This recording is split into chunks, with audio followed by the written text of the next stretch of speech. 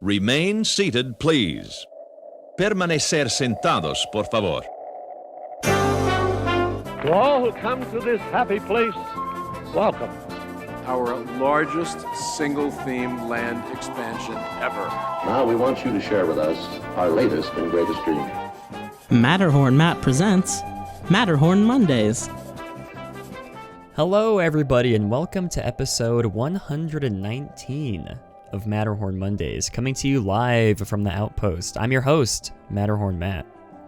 And I'm Alex the Historian. And it's going to be a great stream we have planned for you guys. In case you're wondering, my main camera is broken.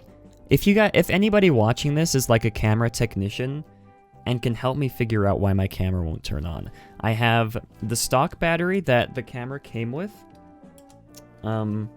Let me just test it one more time just to prove to you guys. So I have the stock battery that the camera came with. It's charged. I charged it overnight. And when I flip it on, it doesn't turn on.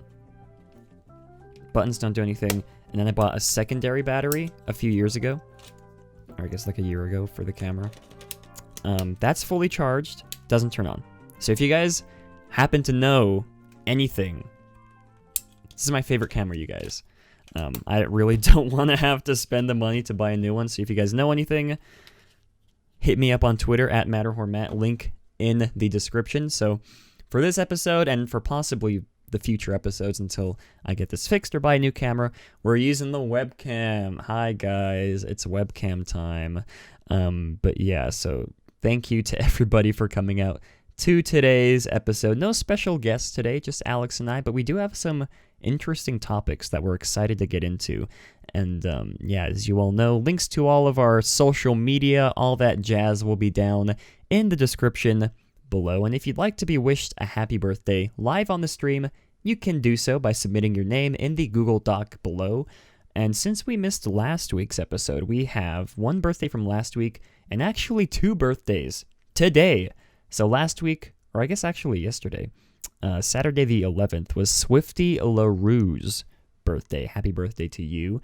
And today, the 12th of Sunday, Devin, I'm going to butcher your last name, so I'm just not going to try. I'm so sorry, Devin. Devin B.U. Noyer's birthday. And then we have the TWR Critics birthday. So happy birthday to you three people. Thank you for submitting your birthdays. And like I said, link in the description to submit your birthday on the show.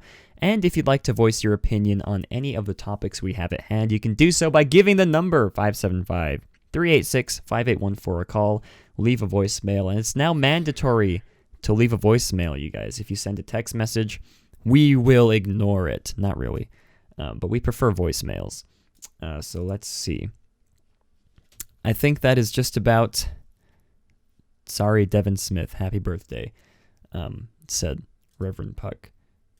Anyways, I don't know if that is him, but yeah, we have an interesting topic.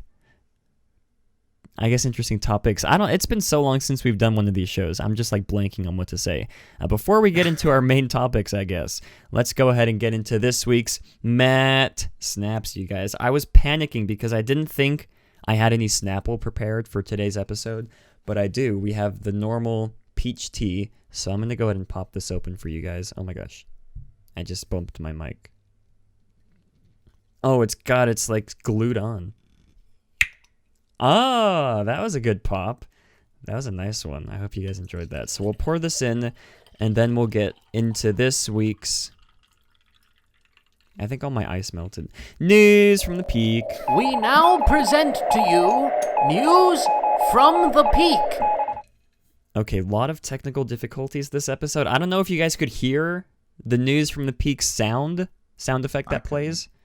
I couldn't hear it also. If not, I'll put it in post, but technical difficulties. Apologies, everybody. For our first bit of News from the Peak, all the Skyliner resorts in Walt Disney World have reduced bus hour operations to force everybody to use the Skyliner, you guys. This is game-changing. Well, I guess not necessarily force. I guess that's the plan going forward is to eliminate all the buses and to just use the Skyliner and the Mickey vans thing. I think that's still a thing. The Uber, Disney's version of, or minivans, that's what it's called.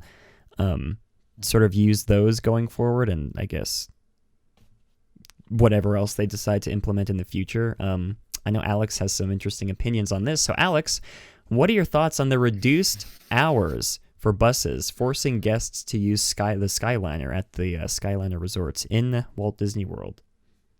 Well, I suppose as long as they still offer the minivans, then I would probably use that. But I would never use the Skyliner. And it's not because I've been against it this whole time. It's not it at all. I wouldn't use it because I'm afraid of heights. And being on like, gondolas like that in the air, not gondolas. Being in the air like that would just freak me out. No one's laughing. No one remembers the I remember. Okay. And yeah, so I just wouldn't want to be up in the air like that. It's just I've done that before, and that just freaks me out. So as long as they still offer the minivans, that's fine. But it also, you know what? Actually, I'm cool with that because I didn't like the buses that much either. So the buses are just kind of gross. So anyway, as long as they still offer the minivans, I'm cool. But if they take away the minivans to force people onto the Skyliner, I'm going to be angry.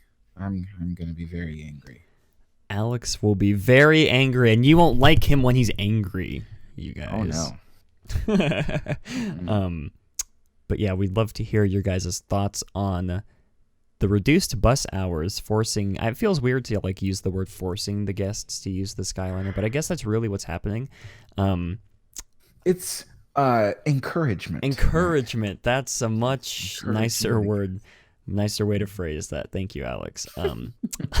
For our second bit of news from the Peak, I know you guys are going to love this one. Disney is making a live-action Peter Pan film called Peter Pan and Wendy, and the production is set to begin this spring on the new live-action movie, and links to all the articles we refer to will be in the description down below, as always.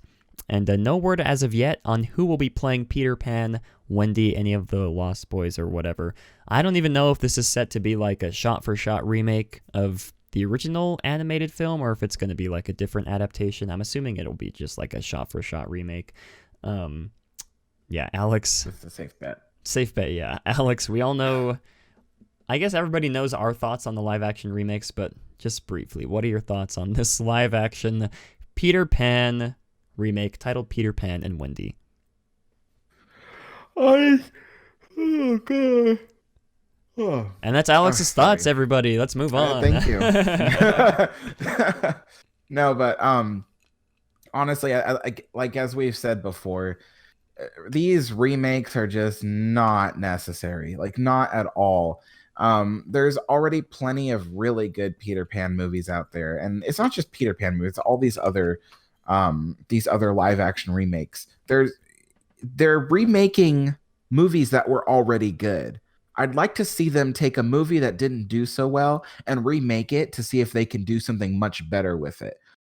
For instance, Atlantis: The Lost Empire. Let's see something like that. Let's see them make that cool. We already know Peter Pan was awesome and successful. We don't need another one, especially since there's literally like 24 Peter Pan movies out there. There is literally a billion Peter Pan movies out there, you guys. I'll show you my favorite one. Oh my gosh. He's getting up and going to his DVD cabinet. I used to love that movie. Peter Pan movie. Yes, I love this one.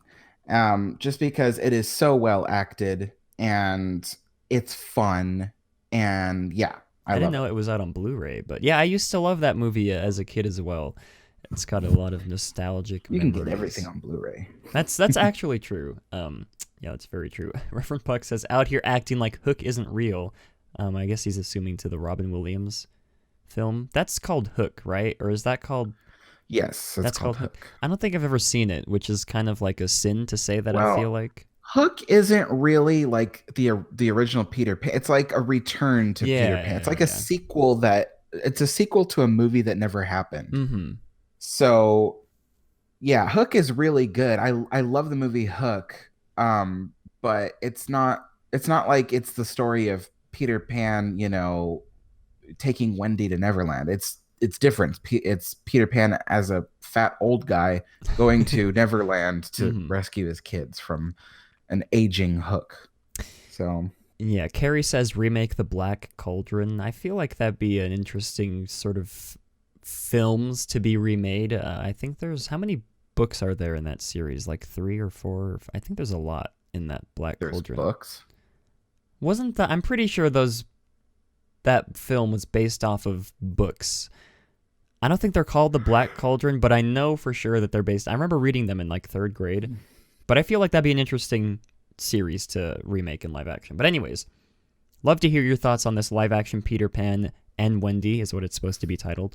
And I will be interested to see how they handle the notorious Indian scenes in the film, because we all know those scenes with the Indians in the original Peter Pan were what's the word I'm looking for, Alex, to describe the scenes in the Indian scenes in Peter Pan? Racially insensitive. Yes, insensitive. That's a good way of putting it. Thank you. So interested to see. It's the only way of putting it. It's not meant to be racist. They're not making fun of. Oh, that's true. Yeah. They're having fun with. Alex, as always, the voice of reason. Thank you. So yeah, very interested to see how they handle those scenes. And moving on to our final bit of news from the peak. For all you Marvel fans out there, this is a devastating blow. Well, not really, I guess. Scott Derrickson is leaving Doctor Strange in the Multiverse of Madness due to creative differences. And he will be staying on the project as, I believe, the executive producer, I believe. But he will no longer be directing the movie. I was looking forward to this sequel to Doctor Strange. It was touted to be like a almost sort of like horror film for Doctor Strange, but as you guys may or may not know, Scott Derrickson is known mainly as a horror director, and it's possible that he wanted to make this film as like a legit rated R horror film, like, I don't know, like The Conjuring or Nightmare on Elm Street, I feel like would be a good sort of way to make this movie, but I don't think Marvel and Disney would necessarily want to put out an R-rated, like a legit horror film in their MCU, so, you know, Scott Derrickson leaving the film, staying on as executive producer. The film's not going to be delayed, I don't think. It'll still be released the same release date, which I don't have on me at the moment. I apologize for that. If you guys know in the chat, in the comments, let me know. But yeah, Scott Derrickson leaving. Alex, we know you're not a big MCU fan, so do you have any thoughts on this, or would you just like to move on? I don't even know what we're talking about. Oh, That's okay. how much I don't know. Like, I'm like, what is Doctor Strange? Like, what is the multiverse? I have no idea what we're talking. So I'm just like, let's just move on. All right, everybody, moving on. That's been news from the peak, and we do have some great topics to get into. First topic, we're going to be talking about roaming droids finally coming to Galaxy's Edge. Surprise face. Second topic, are movies leaving Disney Plus? This was a big conspiracy happening like a week and a half ago. And for our final topic, we're going to get into a discussion about the defunct port. Disney Sea is what it was called. Disney Sea. The resort is Port Disney. The park Disney, is Disney yes. Sea. That's right. I believe Alex recently took a trip out there, and we're going to be discussing that. I think Alex said it's been 30... You said something about it being 30 years since the concept was released or something? Yeah, 30 years this year since the concept and the announcement for its construction was released. All right, we're going to be getting into that as well. Very excited, but I'd like to touch on something that someone said in chat earlier. Let's see. I think Nicholas Cohen said, I think they should film an episode of The Mandalorian. I'm about to burp. Excuse me. At Batuu and use Galaxy's Edge of Disneyland as a filming site. I believe they did do that. I think there was like at least one scene shot in Galaxy's Edge for The Mandalorian. I don't know where I heard that.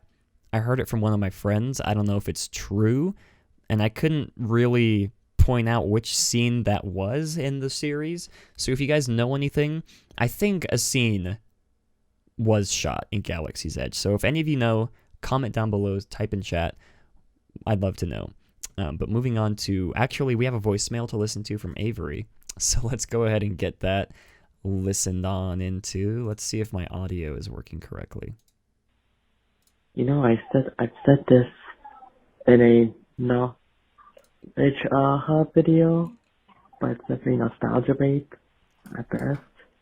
I think he's doing these live action remakes, and they keep doing a remake after another remake after another remake.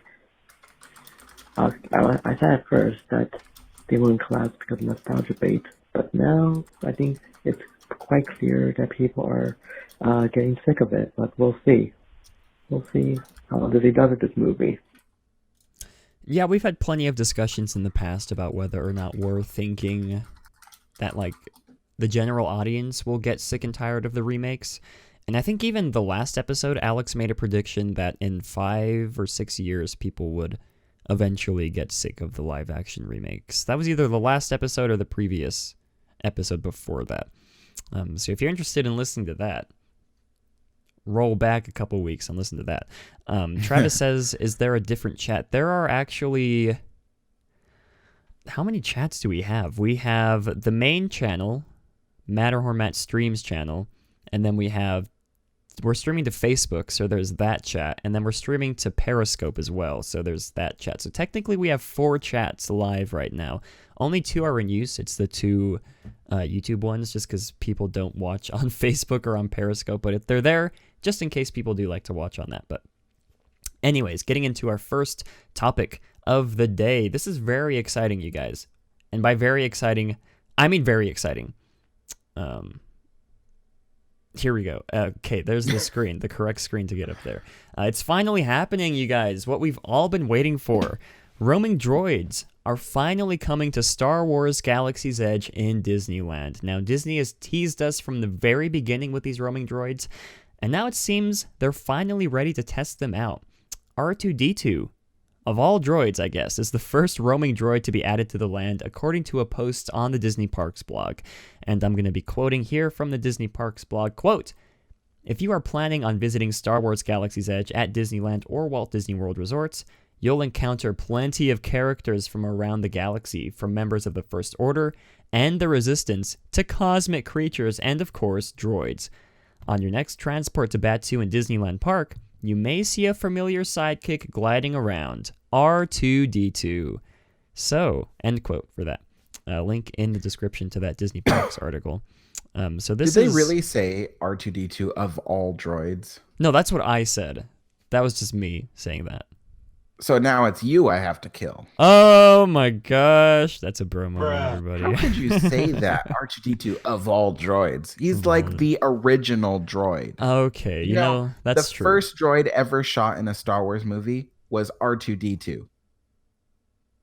Was it really? I think it would be C3PO. Oh, okay. And C3PO. It was both of them because they were both walking down the hallway. But then the first close-up was R2-D2, and then they did a close-up of C3PO. Ah, so Star Wars history. Well, like I said, this is something Disney's been teasing us for since Galaxy's Edge opened. I believe even before the park opened, they were talking about how the land would be inhabited with all these exotic creatures from this different planet, and we've yet to see really any of that besides, Rey, Chewbacca, Stormtroopers, Kylo Ren. We all know that that's been happening, and there's been rumors going around about roaming droids coming to the park. I believe they even tested like a little, I can't remember what his name was, a smaller little roaming droid in the Star Wars launch bay a couple of years ago. They had him running around, and it was even highlighted in the Imagineering story, or One Day at Disney, it was highlighted in, I think, on Disney+. I don't remember his name. Yeah, I can't remember his name right off the top of my head, but very excited to see these roaming droids actually happening. Alex, what are your thoughts on R2-D2 coming to Star Wars Galaxy's Edge? I'm happy. Everyone as in, my friends and Matt and everybody, we've been talking about how Galaxy's Edge has really been missing that real sense of kinetic movement, that sense that you're, it's beautiful to look at, but it's missing those characters. I mean, you have Kylo Ren and the Stormtroopers and stuff, but the droids are what people really want to see too, because that's you can have actors everywhere, but one thing that looks really cool is a droid, you know, because it's mechanical. What am I trying to say here? I'm excited. I'm happy to see this. I can't wait to go back to Galaxy's Edge and see R2. I don't care about BB-8 or anybody else. I just want to see R2-D2. SpectroBits said the droid's name that was tested in Tomorrowland was Jake. That's Jake, it. Yeah, that's I right. don't think it was spelled out Jake. I'm sure it was spelled out like J8KE or something like that. Can't remember off the top of my head, but Jake is what it was. Thank you to you guys in chat. Kent says I want to meet Jar Jar. I'd like to meet Jar Jar to give him a big old kiss, a big old smooch on the lips. I mean, punch on the face. I totally didn't mean to say that. So yeah, this is something we've been wanting since the land opened, and this adds so much more life to the land, which I feel like the land, like Alex said, needed this sort of breath of life, because we do have, like I said, Stormtroopers, Kylo Ren, Rey, and Chewbacca, all that jazz. But besides them, there really are no other Oh, and there's one other like Resistance lady with blue hair. I don't remember her name. But besides those, that's really it that we have. But in terms of like characters roaming around the park, there's no aliens or anything. Hopefully that'll be coming in the future. And I'm not really sure if this is if this is like the really expensive R2 model that hangs around in the droid depot that you can buy, or if it's like another like custom built R2 unit specifically for this. Yeah, if any of you guys know that, I'd love to know. Someone asked if we remember the talking trash can in Tomorrowland. Push, the talking trash can. I used to love God, Push. I remember Push. He was a hoot to be around. I'm sad they got rid of him, but I'm glad they're bringing, at least in this capacity, hopefully next few months, at least to a year, we'll see even more droids coming to Galaxy's Edge, and even hopefully some aliens as well. Wouldn't that be something?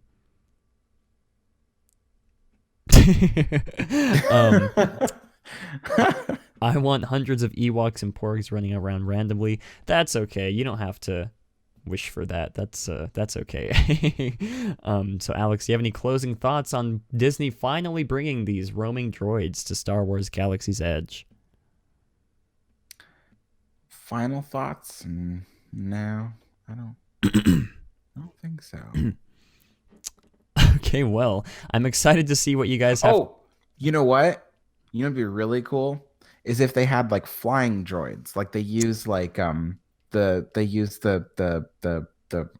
what do you call them? Drones, yes. And they build like a droid, shell around it, so it flies around. And it looks like those, from the Star Wars movies, they have droids that kind of float around in the air and stuff. That'd be kind of cool to see that. I mean, you don't want it to float too close to people because then people just like smack it out of the air. But with their lightsabers, bat it down. Yeah. Anyways, we're excited to see what you guys have to say about roaming droids finally coming to Star Wars Galaxy's Edge. Like I said, we've been waiting for this literally since they announced the park, or I guess announced the land. So, moving on to our second topic of the day. This is sort of a conspiracy, you guys. Disney Plus is losing some of its movies. I believe this was first noticed, I think, right after the new year, actually. Some of the movies that left... Oh my gosh. I'm about to burp. Oh my gosh. Excuse me. This started happening a couple weeks ago when users realized that the beloved film, Pirates of the Caribbean, number 58, on Stranger Tides, went missing from the streaming service. People, I guess, enjoyed that film. Did you just say Pirates of the Caribbean number 58? I did, yeah.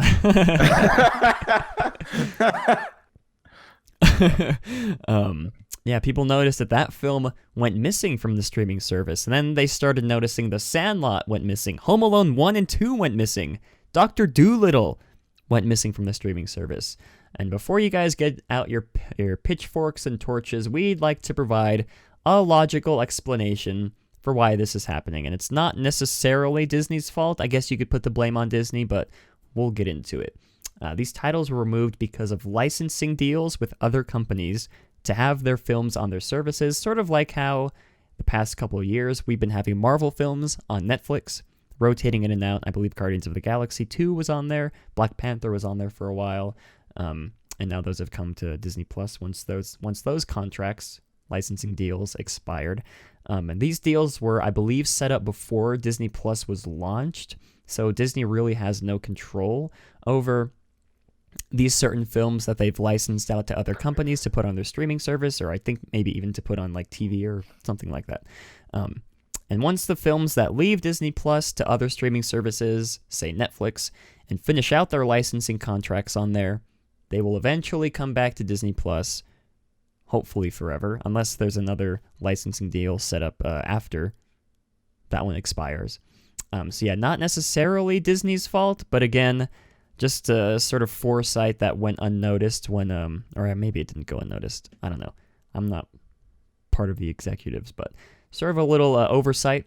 I guess you could say went unnoticed when before Disney Plus launched. Alex, what are your thoughts on these films seemingly disappearing from Disney Plus for no reason, even though I just explained the reason? First of all, I don't know why I'm yawning so much, but probably has to do with the fact that like this is usually the time I wake up. But anyway, this is true. For me, I mean, as well. Oh, okay. I was like, how does he know? Okay.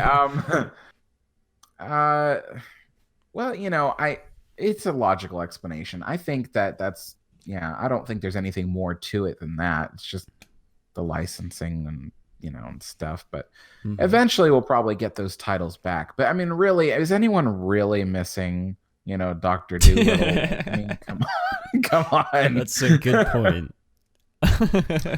Yeah, another noteworthy film leaving Disney Plus is Black Panther, which I believe was on Netflix for a while, left Netflix once that deal expired, came back to Disney Plus. It's going to leave Disney Plus in 2026 and go back to Netflix for some time. So if you guys already canceled your Netflix subscription, but you want to get in your valuable watches of what is the movie called? Black Panther.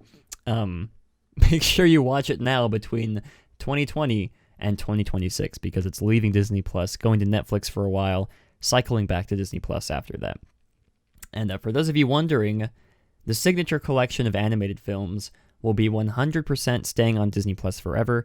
I believe Disney did not license those out to any other streaming services. It'd be pretty dumb if they did. I mean, that's sort of like the crutch of the whole streaming service itself, having all of those animated films in high quality. So yeah, those will be staying on Disney Plus forever. Corvin says the licenses were sold to Netflix before Disney Plus was even a thing. Yeah, sort of reiterating what I just said.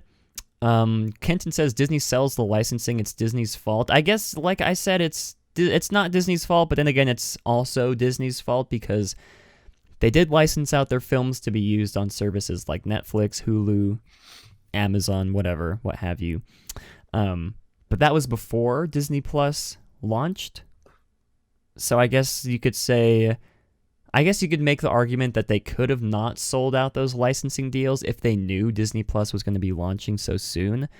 But then again, Disney wants the money for licensing out these huge movies to Netflix. I'm sure Netflix pays a lot of money to have those Marvel movies on their streaming service. And people watch them too. I've watched a few Marvel movies on Netflix. Yeah, I'm really angry at Netflix for getting rid of Frasier. That's like the show I watch every single day. I just watch it on loop. And they gave it away to Hulu, which thankfully I have Hulu, but I mean, now I have ads all over the show. But I'm mad at them. They're like, "Oh, it's expensive to keep, the show Frasier on, and we want to put other shows on." And I'm just like, okay, I would understand it if nobody was watching Frasier. But right now, Frasier's like really trending. It's one of those old shows. You know how like there's a bunch of old shows that people are like all watching? Like, for instance, Friends. Everyone is suddenly like re-interested in the show Friends. Mm-hmm. And Friends is not a good show. I'm just going to point that out, you guys. I do not enjoy Friends. I don't like it that. Yeah, I don't like it that much. My sister swears by that show. She loves Friends. But yeah, like I know, like right now, like the three main shows that are really trending is Cheers, Friends and Frasier. So anyway, I'm mad at Netflix. Yeah, again, this is just sort of a thing that happens with all streaming services. Someone said in chat, where was it? Kenton said, the point is that people feel Disney Plus misrepresented how the library of films would run. I guess you can make that argument. I believe once Disney Plus was first announced, I think Bob Iger himself said that there was going to be no cycling of the content, like how Netflix cycles out content every month. Like they get rid of some shows, add new shows, get rid of some movies, add new movies. I think Bob said... But you know what they're going to say 5 years from now? They're going to say, oh, well, Disney Plus is not a museum. It's always got to be evolving, ever changing. Oh my gosh. Honestly, I wouldn't put it past them. But yeah, so that's just something that happens with all streaming services. Again, like I said, I think it was Bob Iger himself who came out and said that Disney would not be rotating in and out content like this, which they haven't.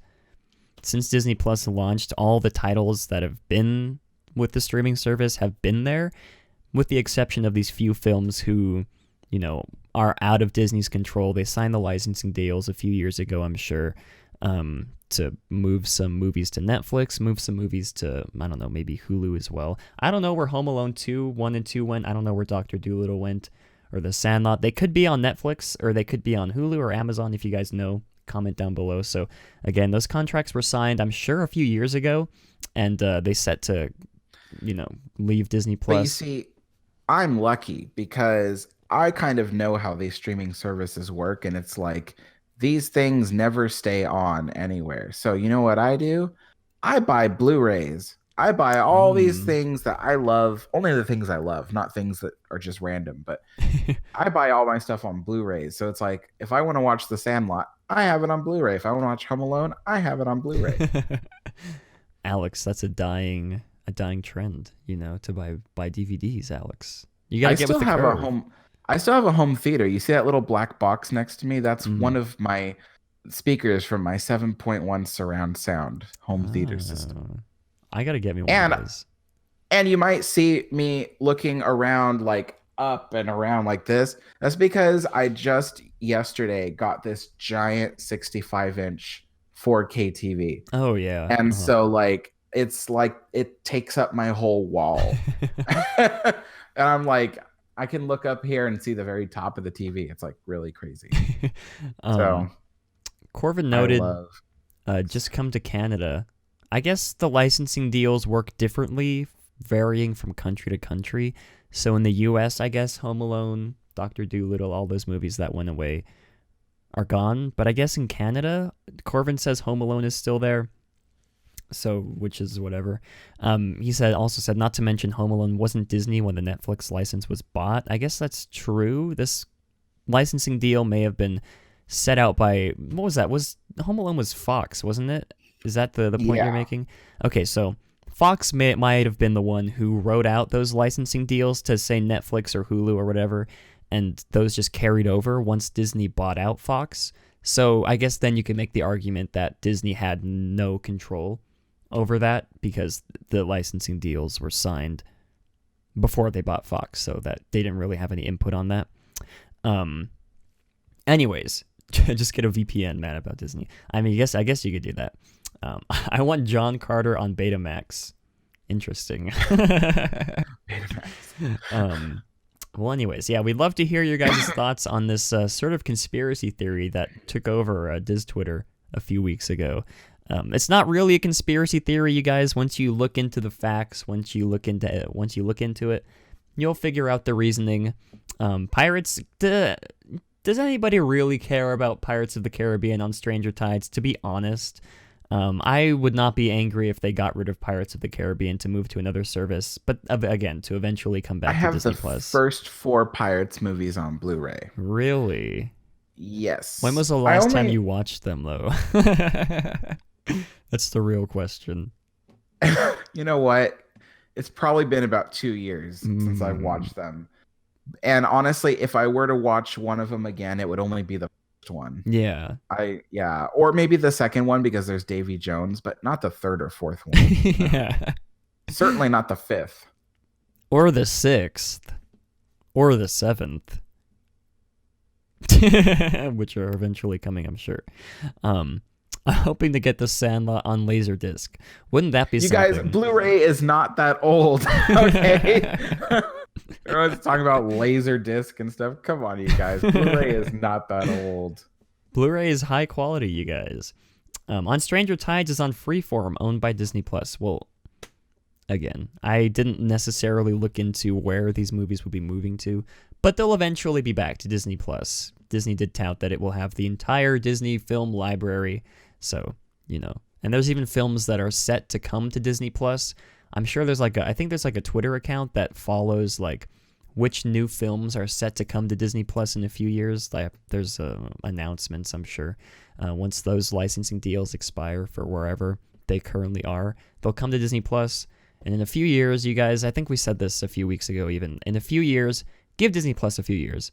Once everything works itself out business-wise, everything will be on Disney Plus. And then you guys can stop complaining about everything.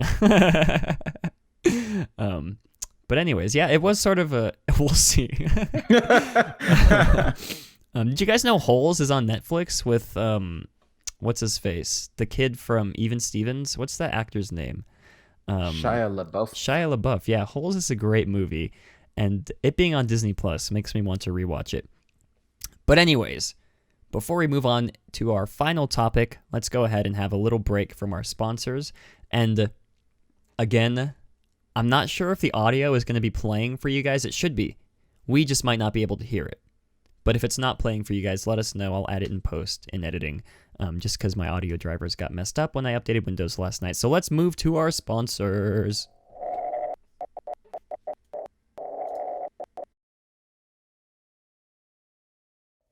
If you guys are wondering where you can find even more family-friendly live streams, just like this one, head on over to theliveplace.com. The Live Place is your headquarters for great family-friendly live streams. They cover anything from Disney to other vacation spots, various variety shows, and have some amazing streamers like Resort TV 1 and myself. Also, be sure to check out puckermint.com, where you can find amazing pins and stickers.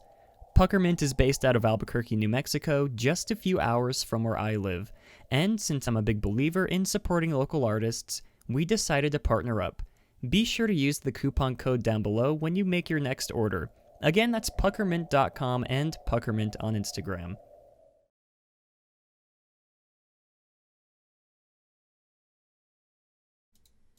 All right, so you guys said you could hear the audio, just a jerky transition. That's just OBS being OBS. Perfect. So I guess OBS. How about oh behave? Oh my gosh, you guys. Oh, I didn't mean to push that one. I didn't mean to push that. That was an actual accident, you guys. I didn't mean to push the Michael Jackson hee-hee sound effect. Yeah, so a lot of technical difficulties before the show started again. If you guys hate this camera angle, let me know. I can move it back to up here on my monitor like I used to have it. I don't know, I just feel like it's an interesting angle to have, different than just the main camera. But I might have to put it back if I can't fix my camera. Yeah, Windows updated last night, and it was stuck on 0% for 30 minutes. And I went to bed hoping that it would fix itself, update overnight. And it did, but it messed up all my sound drivers, it messed up my OBS drivers, it messed up everything. Normal OBS. What is it called? OBS Studio. I don't like Streamlabs. Streamlabs is laggy for me. It's not as smooth. It doesn't have as much functionality as OBS Studio has. Excuse me. I could get into a discussion just about that. But we'll save that. It's true. I love talking about streaming, all this kind of stuff. But anyways, for our final topic of the day, we teased it in the beginning, and you guys should be able to see it, but oh, there it is. We're going to be getting into a discussion about the defunct PortDisney/Disney Sea concept, because Alex recently took a trip out to the Queen Mary. So Alex, why don't you go ahead and start off this conversation? Yes. So some of you may or may not have heard about Port Disney. Port Disney. Wait, Poop Disney? I did it, you guys. I made a poop No. joke. Now we can move on. You are so weird. I can't even. How you just like openly in front of hundreds of people just okay, so I'd love to put you on a stage in front of the same amount of people and see what you talk about. Yeah. So anyway, so Port Disney was a resort that was planned for Long Beach. Okay, and the reason is because this all starts with the Disneyland Hotel. Believe it or not, that's where the story begins.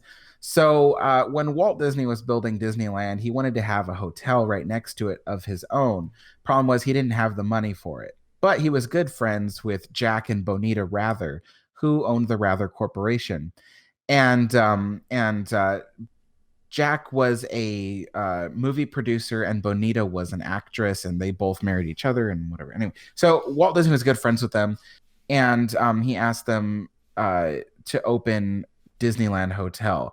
Now they were already they had already owned a few luxury properties, luxury hotels in the Beverly Hills area, so Walton could trust them. So they went and opened Disneyland Hotel, and they owned it. And Walt kept trying to buy Disneyland Hotel from them, but it didn't work. And so because they just didn't want to sell it, they really liked having a hotel right there. Fast forward to 1988. This is way past the death of Walt Disney, way past the death of Jack Rather, and the Rather Corporation is kind of undergoing some issues of hostile corporate takeovers and whatnot, and Disney is one of them. Michael Eisner really wanted to purchase the rights to own and operate the Disneyland Hotel. It didn't seem right to people within the company that Disneyland Hotel didn't belong to Disney. So they purchased all the shares and a few other like rights and whatever, and basically they owned the Rather Corporation by the year 1988. Now, interestingly enough, Jack Rather also had a lease to operate and take care of the Queen Mary in Long Beach and the H4 Hercules, which was also in Long Beach. So basically, the Queen Mary, Matt, why don't you switch to a picture of the Queen Mary, just so people can see, just so we know what we're talking about here. There we go. Okay. So the Queen Mary, as some of you may or may not know, is a large ocean liner that used to do the Atlantic run, so between Southampton, England, all the way to New York City and back. And it did that, oh my God, it did that, I think, once every week. So it did a trip, it took a week long, it would turn around and do another trip back. And it did that for years. It was even in World War II, if you can switch to the black and white picture. It was even in World War II where it was turned into a troop carrier to haul troops across the Atlantic. And even Winston Churchill himself was transported a few times on the Queen Mary. The Queen Mary was the fastest ship in the world at that time, and up to 15 years, it was the fastest. It was so fast that during World War II, it could outrun the torpedoes of German U-boat. There was nothing that could match it. Not even any of the ships in the United States Navy could match the speed of the Queen Mary. Now, it's important to note that the Queen Mary is not a cruise ship. It never was a cruise ship. That's not the designation for it. It's an ocean liner. It transports people. It just does it in a luxurious way. Cruise ships aren't really meant for the open ocean like that, though sometimes during good weather they can cross it. But the Queen Mary was designed to cross the ocean, bad weather or good weather. Anyway, so if you switch to any other picture of the Queen Mary, probably an interior actually. what's amazing about the Queen Mary is that she's entirely designed in this style called Art Deco, because the Queen Mary had its maiden voyage in. Do you have a picture of the interiors? I do. I guess it must have reset here on my thingamabob. Oh, it's here on here. But I guess for some reason it didn't transfer over to this, so we'll just switch to here. Okay. So the Queen Mary was had its maiden voyage in 1936. So it was built right smack dab in the middle of the Art Deco style and architecture years. And so the Queen Mary, to this day, this is what it looks like. I took this picture on Friday. So yeah, it's just amazingly beautiful. And feel free to switch to another one if you want. Just one. I think I had one more. No, wait. I couldn't send you the other interior shot. Okay, that's fine. Okay, so anyway, the Queen Mary was purchased by the city of Long Beach in 1967, and she was decommissioned because she could no longer compete with the jet age, basically, is what outdid her. Traveling overseas went from taking a week on board a ship to just a matter of hours on board a jet plane. And the Queen Mary just could not compete with that. On top of that, immigration was no longer much of a thing. I mean, you watch the movie Titanic, and there's a reason why everybody in third class is from completely different countries. There was this huge immigration movement to America back then, and the Queen Mary was also in that time helping people immigrate. But that kind of died off in the 50s and 60s. So the Queen Mary was no longer useful, and it was far outdated by that point. I mean, can you imagine people in the 60s were like, oh, Art Deco, that's so old and ugly. Can you imagine people saying that? Yeah. Anyway, so the city of Long Beach purchased the Queen Mary. She sailed under her own power all the way around Cape Horn, all the way to Long Beach, and she was converted into a hotel / museum / tourist attraction. The city owns the ship, but leases its operation out to several different companies, eventually landing in the hands of Jack Rather and the Rather Corporation. To help draw more people to the Queen Mary, Jack Rather even borrowed the H-4 Hercules airship, which was designed by Howard Hughes. It was known as the biggest airplane in the world, and it was made entirely out of wood. And it only flew once in Long Beach Harbor.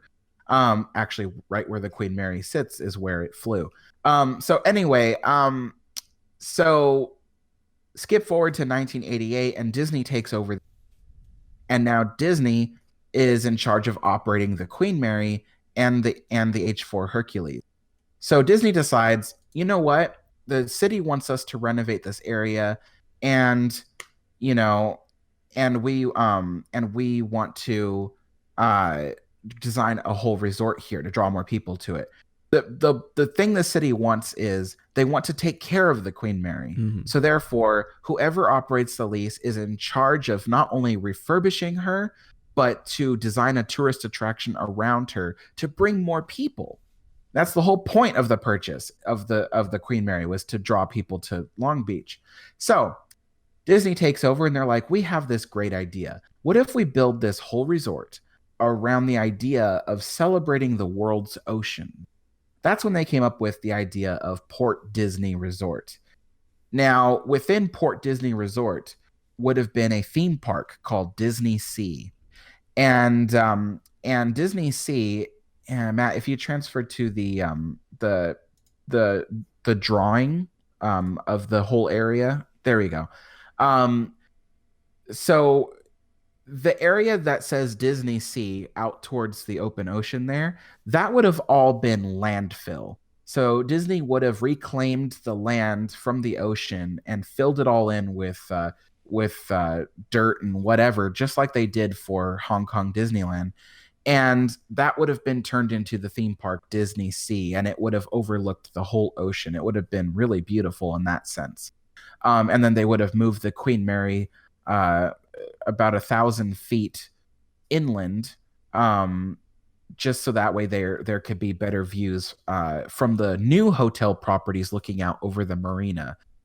Anyway, point is, this was gonna be this whole giant resort that would have gone in a C shape around the whole bay, and the whole thing would have been called Port Disney, with I think about 3 or 4 hotels. And even where the Aquarium of the Pacific is today, the famous aquarium in Long Beach, that would have been the Shoreline Hotel for the Port Disney Resort. And the amazing thing is, there would have been a monorail system that would have gone from the Marina Hotel on the upper part of the picture, and then gone around the port all the way down into the park Disney Sea. So you'd have been able to take a monorail from those different properties to Disney Sea. And yeah, it would have been this big grand thing. But here's the problem. So the city of Long Beach was totally behind this. Well, kind of. They also had a few concerns about the care of the Queen Mary, because you see, by the time the plans were publicly announced in the year 1990, which is why we're kind of celebrating 30 years of since they announced it, Disney had been taking care of the Queen Mary for 2 years already, but haven't actually refurbished the Queen Mary. She's still been neglected, and Disney was not actually doing anything. In fact, when we were there the other day, a tour guide was telling us about how Disney installed these escalators that would take people down to the engine room. And we saw the escalators, but they only installed one set of escalators in one direction. So there wasn't a set of escalators that took people down, just back up.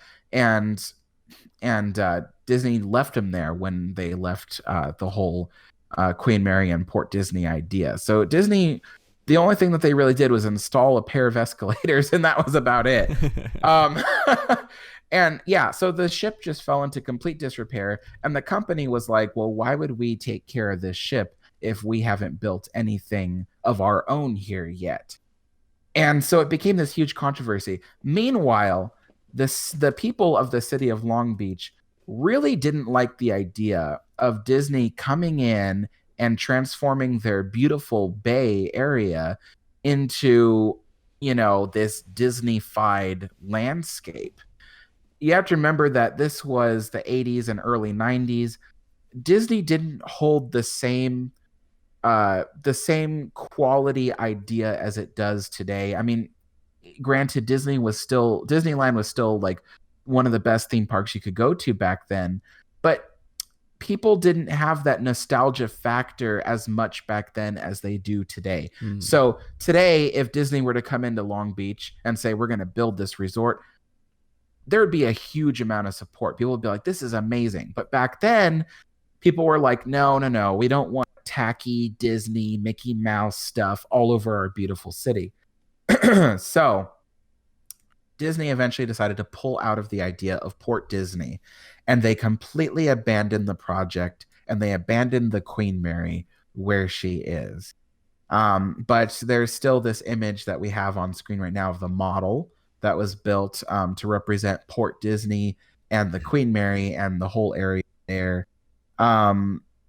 Yeah, just amazing. But yeah, so I went to the Queen Mary the other day with Steve and Chris, and we had a fun day just kind of walking around the ship. I mean, I took 4K video of the whole thing. I think I took 66 gigabytes of video. Oh my gosh, that's a lot of video. Well, I guess if it's 4K, that makes sense. Oh, look at that. You have a donation from Jamie Norwood. Oh, I don't have the mainstream pulled up. Let me pull it up real quick. Jamie, thank you so much, Jamie. Okay, I have it pulled up now.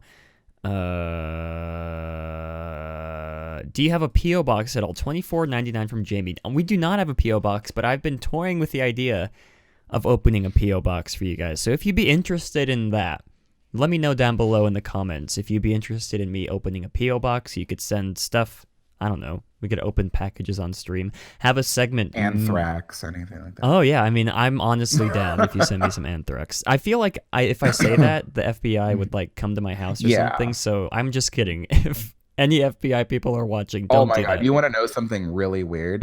the other day, I made this horrible joke about like killing people, and I kid you not, right afterwards, I got a phone call that said Washington, D.C. on it. I did not answer the phone. Oh my God. That now, I guess you could say that is a bro moment.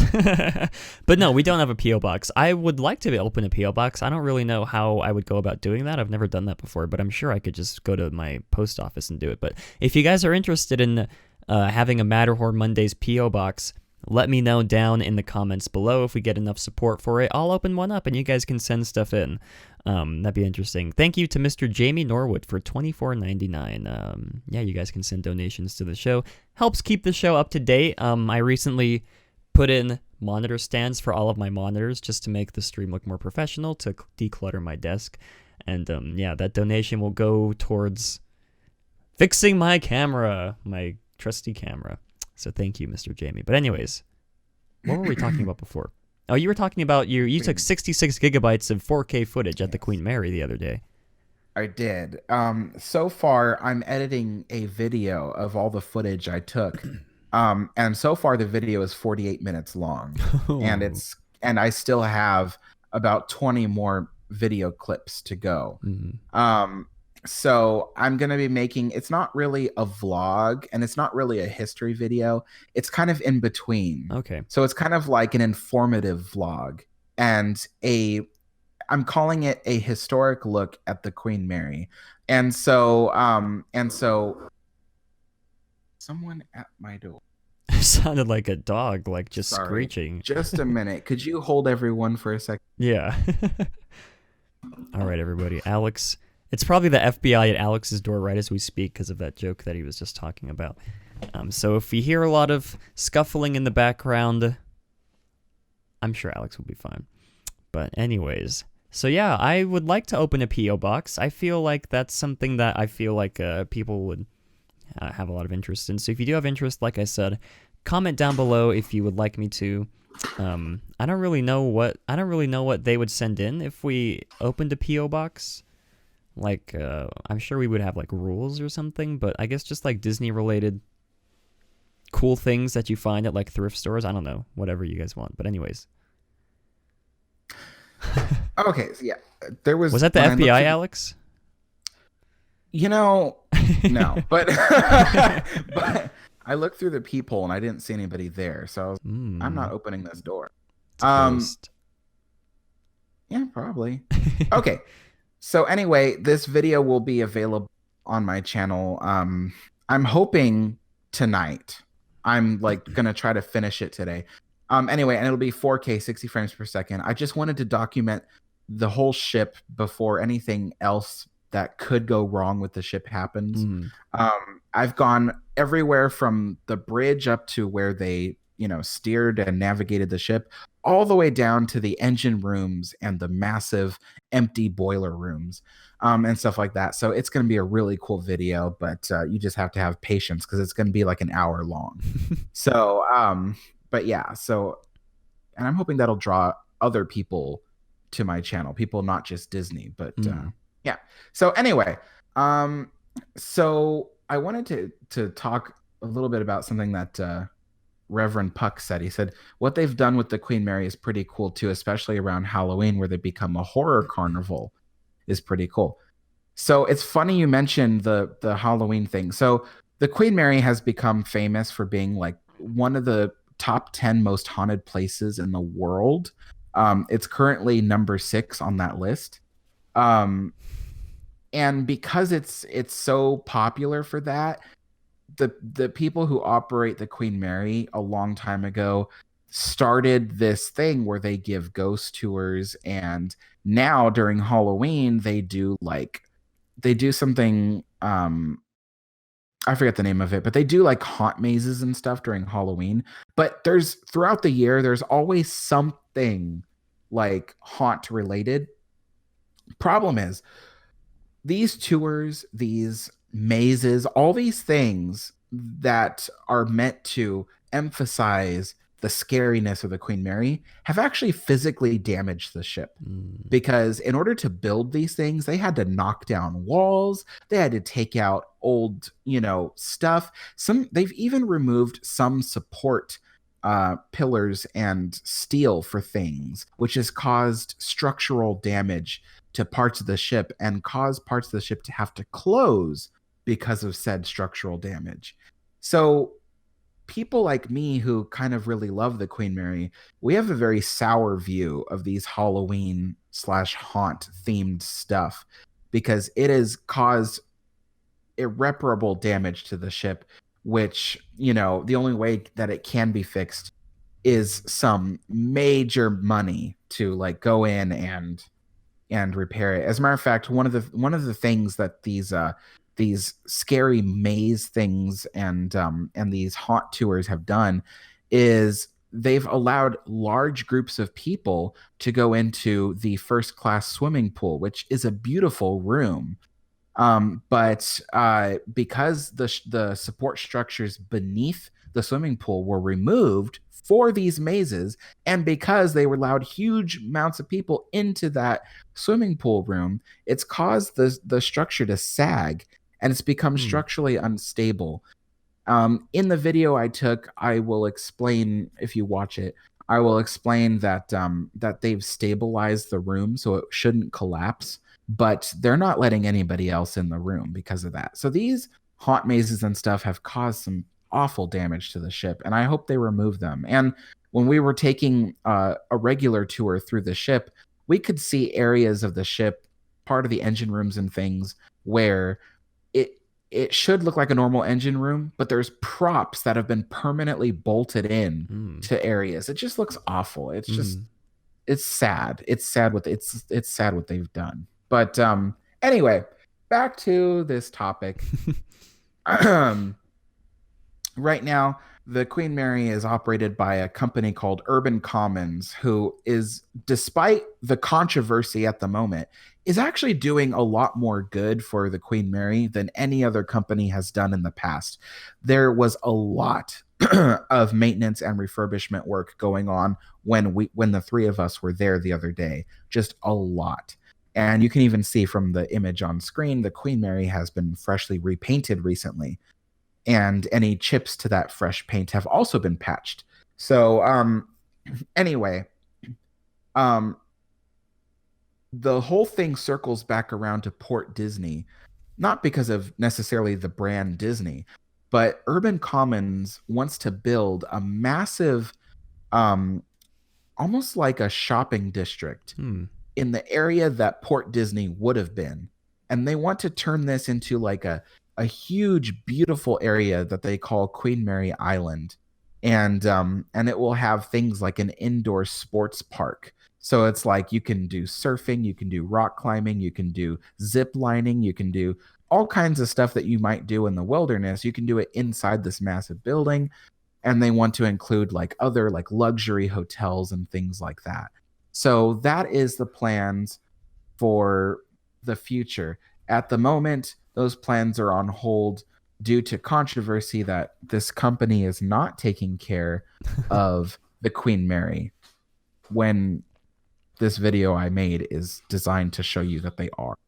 So anyway, Alex's video will single-handedly save that company, you guys. I don't want to toot my own horn or anything, but I'm hoping it will. I mean, because, it's like what me, Chris, and Steve were talking about. They were like, well, everybody says only negative things about the ship right now, that it's in such bad shape. And I go, yeah, because guess what? The media, what sounds more interesting on a newspaper? Historic ship is undergoing refurbishment, or historic ship is about to collapse in on itself and sink into the they print what sounds better. They take parts of the truth that fit their narrative and they put it in there. So yes, the Queen Mary is in bad shape, But what they've neglected to mention to the casual readers who are watching and reading these things is that the Queen Mary is undergoing a lot of refurbishment work as we speak. So it's not being neglected. It is being taken care of. Anyway, so Matt, do you have anything to add to this Port Disney or Queen Mary talk? I do. I have a few points that I'd like to point out here. First, I love this logo here for the Queen Mary. It's a cute little logo that they've designed up with the 3 smokestacks. I love that. I also, just like in general, I just have a hard time wrapping my head around how like a huge ship made out of steel like this can float on like water. Like that just sort of like blows my mind, like just in general, not just to this specific ship, but like cruise ships in general. Like you see these huge Disney cruise liner ships and just like ships in general, like carrying cargo. Well, and stuff. this ship should surprise you even more than the Disney ships, because this ship, if I have my information correctly, is made of iron.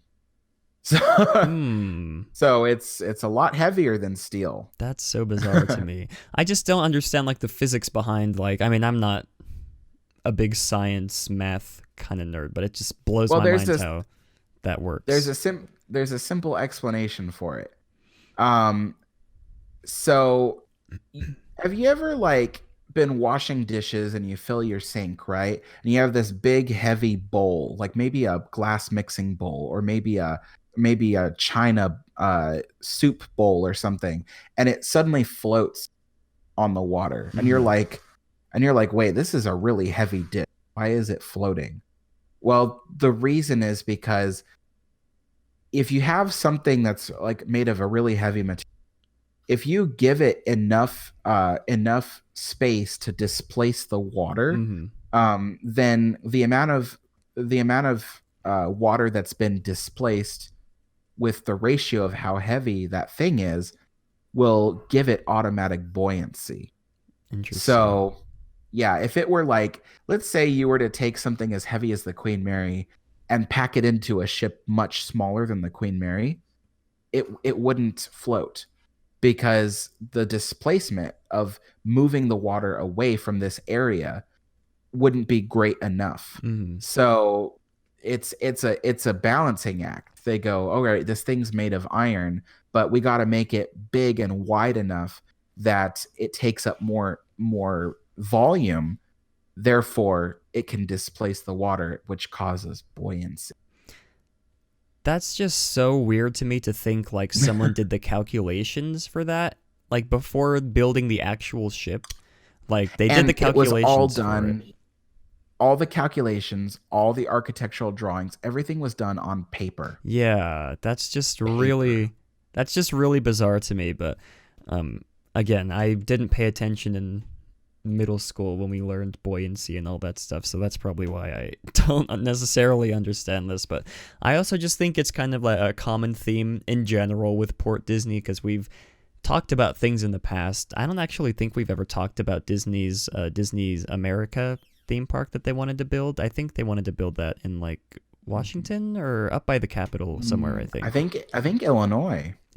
I can't remember right off the top of my head, but things like this era of the Disney company, we see things like Port Disney, Disney's America, even Westcott, where all these grand plans were put out to the public, announced, and then canceled. That reminds me. So here's another reason why Port Disney and the park Disney Sea was canceled.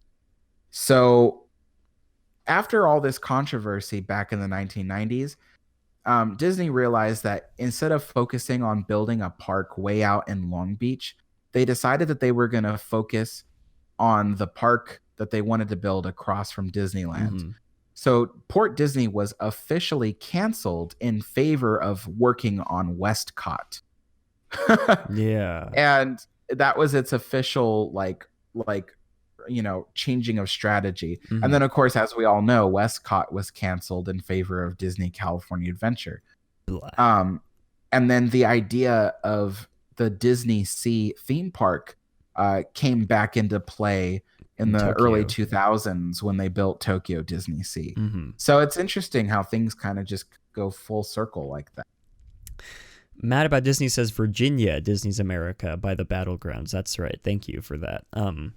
Yeah, I just think it's so bizarre to like look at this part of the company's history, like this specific 1990s era where we see things like Port Disney, Disney's America, and even Westcott like get announced to the public with such backlash from like the area that they're being built in, like backlash from Long Beach, backlash from the historians down in Virginia where they wanted to build Disney's America, backlash from the city of Anaheim, even from Westcott. It's just so bizarre to me that these three huge big budgeted projects were announced, have models built for them and amazing pieces of concept art as well, and then just flat out canceled by the company to be replaced by, you know, like Alex said, Port Disney.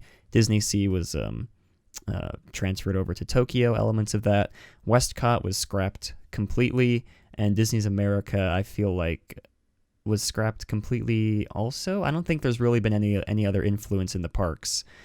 There was another park that Walt Disney himself was. Oh, that was in the Alps, or not in the Alps, but like a ski resort. No, you're thinking of the ski. No, you're thinking of the ski resort. The Mineral King. That's it. No, yeah. I'm talking about. There was a place in Illinois. I know it was Illinois because everyone was asking, oh, this is the state where Walt grew up. So it was Illinois. Mm-hmm.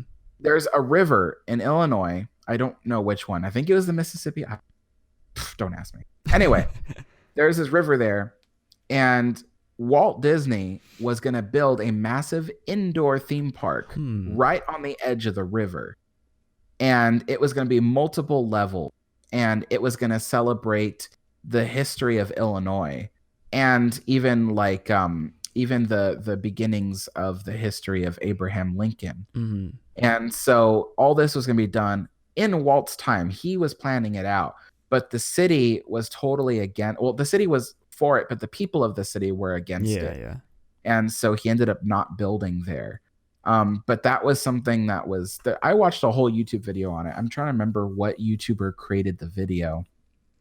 But I don't remember. But anyway, yeah, that was supposed to be something that even in Walt's time he was. Interesting. Isn't it funny to think like no one thinks about that? Like there was a time when Walt Disney was going to build a Tokyo theme park. Mm-hmm. There was a time when Walt Disney was going to build, you know, an indoor theme park in Illinois.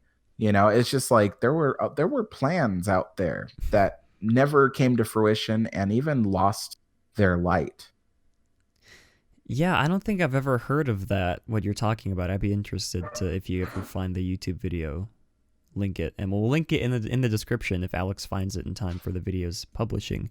But yeah, I guess we've never really talked in depth about like Disney's America or Port Disney except now.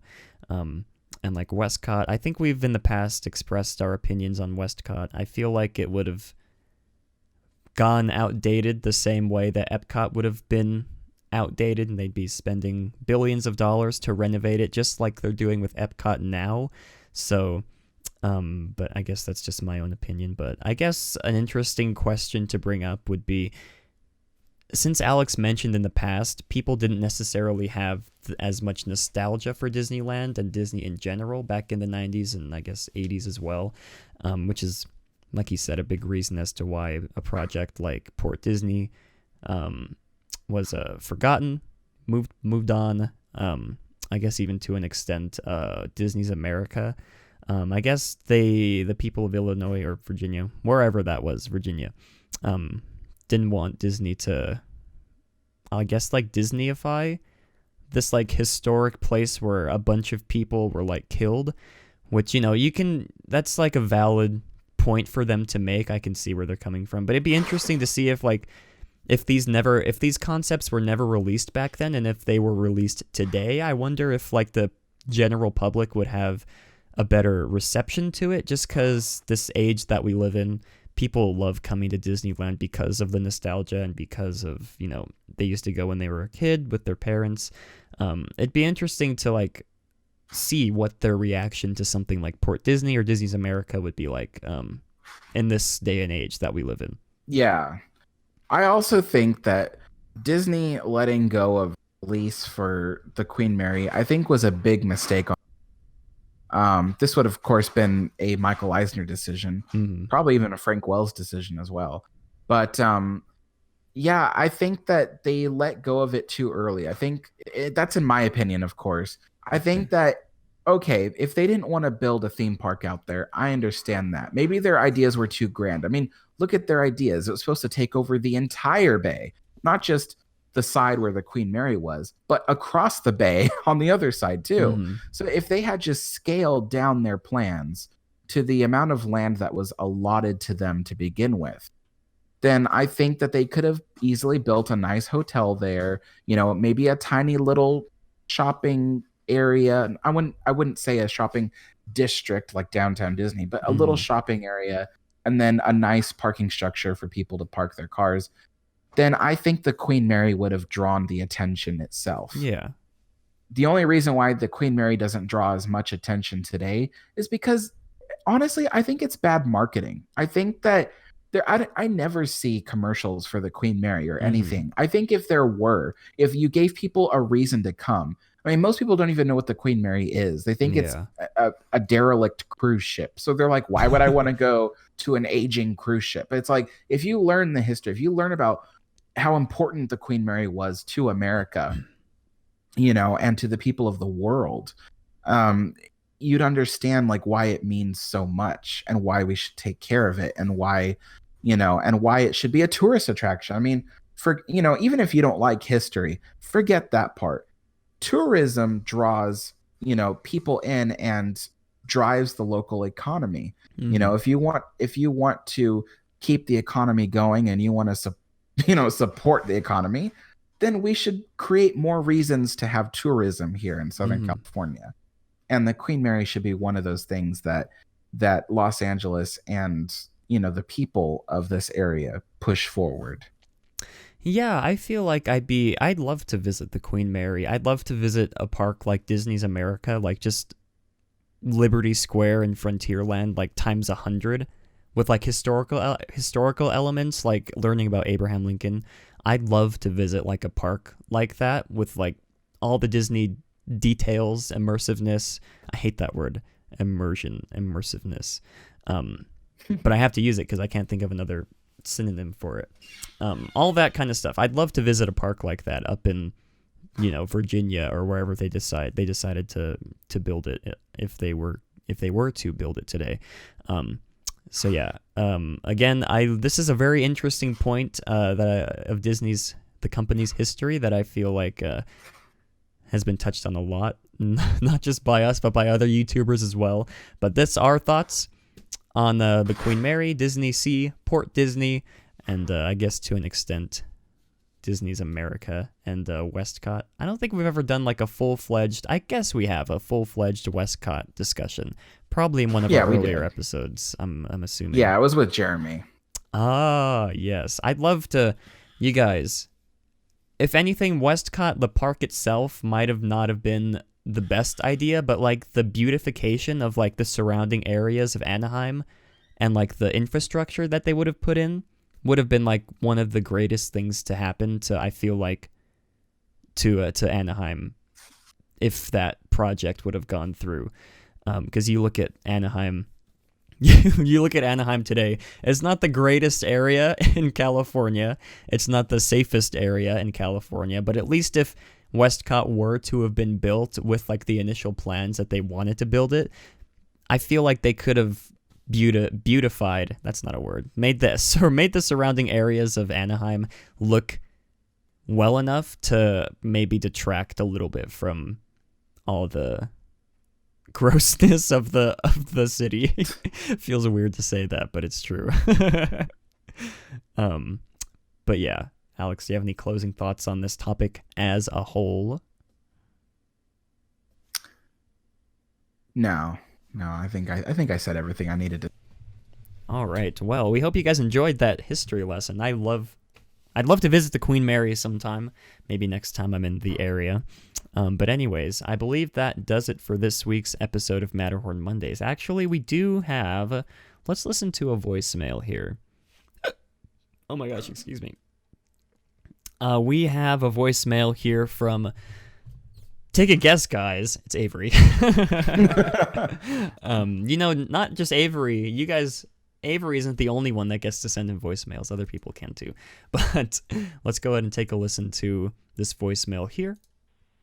I think it would have been cool to have a Port Disney. Would have been nice to have like a second DC. But at least Tokyo Disney Sea exists, and that's a very cool park.